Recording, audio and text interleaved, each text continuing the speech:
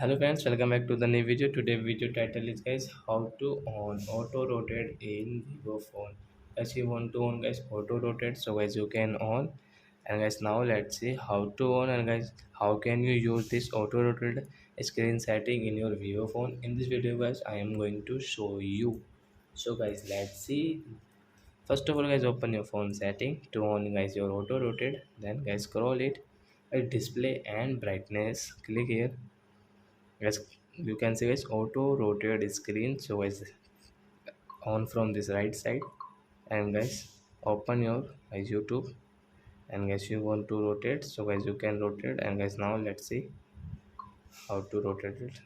Oh, friends, I don't have data in my phone, so as you can see guys, so it will rotate guys when you will rotate your phone. Then guys you can see that it will rotate in your Vivo phone. So as you can rotate your screen in your Vivo phone. So I hope friends you have understood how to auto rotate a screen in Vivo phone. So that's it guys. Thanks for watching my video. Now we will meet on next video with new topic. Before going, please go and like my video, subscribe my channel. Bye bye friends.